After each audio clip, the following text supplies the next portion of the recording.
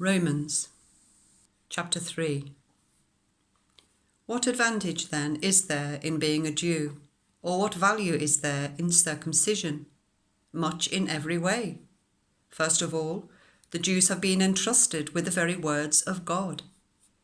What if some were unfaithful? Will their unfaithfulness nullify God's faithfulness? Not at all. Let God be true, and every human being a liar, as it is written, so that you may be proved right when you speak, and prevail when you judge. But if our unrighteousness brings out God's righteousness more clearly, what shall we say? That God is unjust in bringing his wrath on us? I am using a human argument. Certainly not. If that were so, how could God judge the world? Someone might argue, if my falsehood enhances God's truthfulness and so increases his glory, why am I still condemned as a sinner? Why not say, as we are being slanderously reported as saying, and some claim that we have said, let us do evil that good may result. Their condemnation is just. What shall we conclude then? Do we have any advantage? Not at all. We have already made the charge that Jews and Gentiles alike are all under the power of sin, as it is written, there is no one righteous, not even one. There is no one who understands, there is no one who seeks God. All have turned away, they have together become worthless.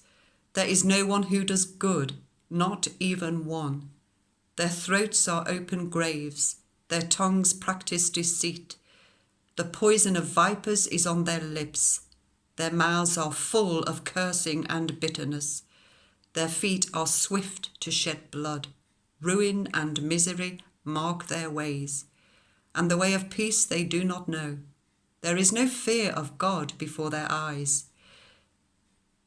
Now we know that whatever the law says, it says to those who are under the law, so that every mouth may be silenced, and the whole world held accountable to God. Therefore no one will be declared righteous in God's sight by observing the law. Rather, through the law, we become conscious of our sin. But now, apart from the law, the righteousness of God has been made known, to which the law and the prophets testify. This righteousness is given through faith in Jesus Christ to all who believe. There is no difference between Jew and Gentile, for all have sinned and fall short of the glory of God, and all are justified freely by his grace through the redemption that came by Christ Jesus.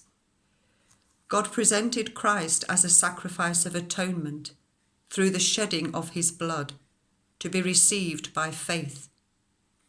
He did this to demonstrate his justice, because in his forbearance he had left the sins committed beforehand unpunished. He did it to demonstrate his justice at the present time, so as to be just and the one who justifies those who have faith in Jesus. Where, then, is boasting? It is excluded. Because of what law? The law that requires works? No. Because of the law that requires faith. For we maintain that a person is justified by faith apart from observing the law. Is God the God of the Jews only? Is he not the God of Gentiles too? Yes, of Gentiles too, since there is only one God, who will justify the circumcised by faith and the uncircumcised through that same faith. Do we, then, nullify the law by this faith? Not at all. Rather, we uphold the law.